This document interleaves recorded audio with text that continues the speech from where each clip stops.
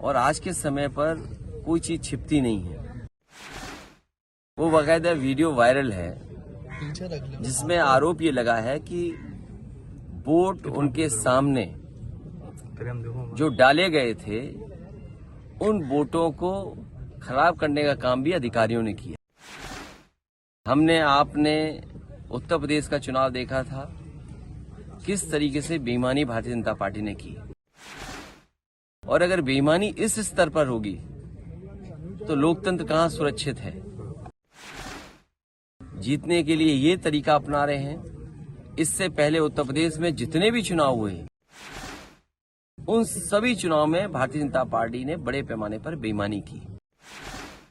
2022 का चुनाव जनता ने समाजवादियों को जिताया था। सबसे महत्वपूर्ण ये है, हाल ही में जो चंडीगढ़ का चुनाव हमने और आपने देखा, और आज के समय पर कोई चीज छिपती नहीं है।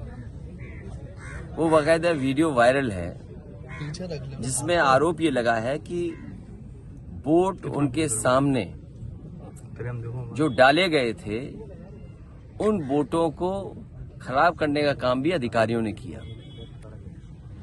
आपने उत्तर प्रदेश का चुनाव देखा था, किस तरीके से बेईमानी भारतीय जनता पार्टी ने की।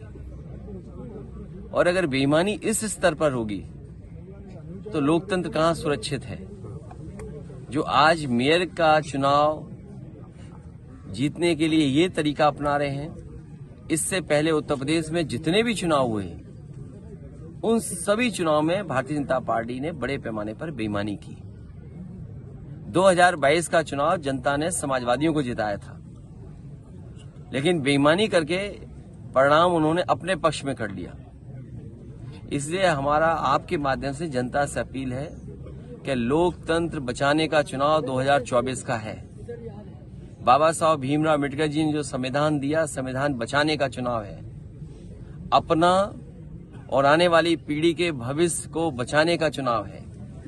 और जो अधिकारों को छीनने का काम हो रहा है, आज किसी संस्था में जो संविधान हमें हक और सम्मान देता है, उस हिसाब से सम्मान किसी को नहीं मिल रहा। इसलिए आने वाले समय में पीडीए ही एनडीए को हराएगा।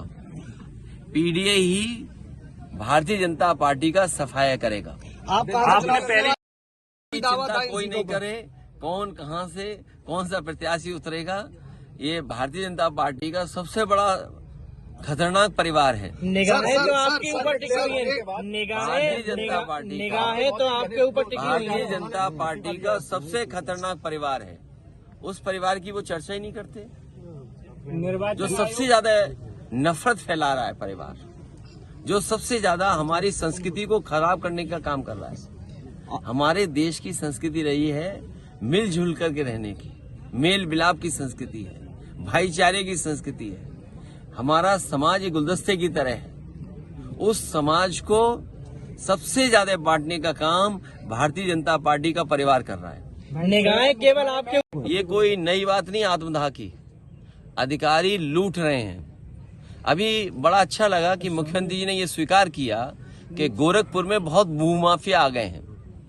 अगर आपने अखबार ध्यान से पढ़ा होगा तो आपने पढ़ा होगा कि मुख्यमंत्री जी खुद स्वीकार कर रहे हैं कि गोरखपुर में भूमाफिया आ गए हैं। तो जो भूमाफिया हैं भारतीय जनता पार्टी में बहुत पनप रहे हैं। कोई जिला नहीं बचा जहां पर भारतीय जनता पार्टी के बड़े पैमाने पर भूमाफिया काम न कर रहे हों। जमीन कब्जा कराने का काम, आप पीडीए को जमीनों को विभागों से किस तरीके से छीना जाए, कानून के माध्यम से उसका दुरुपयोग कैसे किया जाए।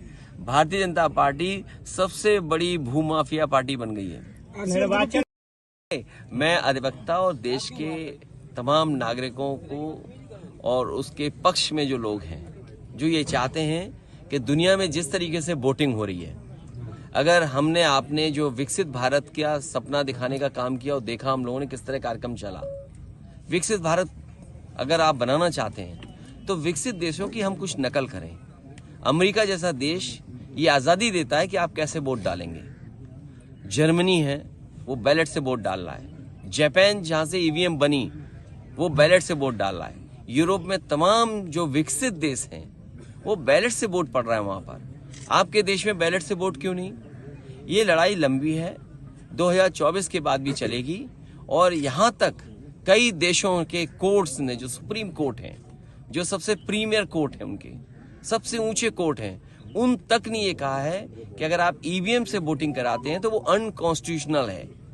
अगर आप जर्मनी का पढ़ेंगे तो जर्मनी में ये कोर्ट ने कहा, उनके सबसे बड़े कोर्ट ने, कि अगर यहाँ पर वोट ईवीएम से पड़ेगा, इलेक्ट्रॉनिक मशीन से पड़ेगा, इसका मतलब ये है कि वो अनकॉन्स्टिट्यूशनल है। तो जर्मनी जैसा देश इस तरह की जो ईवीएम से वोट पड़ने की व्यवस्था, उसके खिलाफ है। तो आप क्यों नहीं खिलाफ हैं? ये लड़ाई लंबी है। हमें उम्मीद है कि आने वाले समय में जो भी सरकार बनेगी वो उस दिशा में काम करेगी। अभी हम सबको संकल्प भी लेना चाहिए कि इन्हें ईवीएम से ही हरा करके ईवीएम हटाएंगे। एजेंसियों के दुरुपयोग क्यों? ये कार्यवाहक कानून व्यवस्था है, इसीलिए जो जीरो टॉलरेंस का नारा देते थे, कानून व्यवस्था जीरो हो गई है। कानून व्यवस्था जीरो है। जो लोग नारा देते जीरो टॉलरेंस, इनका जीरो टॉलरेंस ही जीरो हो गया। आप देखिए, महिलाएं के ऊपर सबसे ज्यादा अपराध है। उत्तर प्रदेश का एनसीआरबी का आंकड़ा देखें हम, तो महिलाएं सबसे ज्यादा पीड़ित हैं, दुखी हैं, और उनके साथ सबसे ज्यादा मुकदमे हुए हैं। और फिर जब से ये सरकार आई है, एनसीआरबी का आंकड़ा निकलवा लीजिए, 1 लाख किसान ने आत्महत्या की है। 1 लाख। क्या आप कल्पना कर सकते हैं कि जब से दिल्ली में बीजेपी की सरकार आई तो 1 लाख किसानों ने आत्महत्या कर ली? ये लोग आय दोगुनी कर रहे थे। किस किसान की आय दोगुनी हो गई? जो मंडी बन रही थी, मंडी आधी अधूरी रोक दी गई। जो सामान किसान खरीदा उसमें जीएसटी कितना ले रही है सरकार? बिजली का बिल कितना महंगा है? किसी अस्पताल में इलाज नहीं मिल रहा, दवाई नहीं है। कह रहे हैं हमारी गारंटी है इलाज की, 80 करोड़ लोगों को गारंटी है। गारंटी इस बात की है कि अस्पताल पहुंच जाओगे, इलाज नहीं मिलेगा, इसकी गारंटी है। अगर अस्पताल चले जाओगे, दवाई नहीं मिलेगी, इसकी गारंटी है। और ये गारंटी की जो घंटी बजा रहे हैं, इन्होंने थाली और वो क्या क्या बजाया था,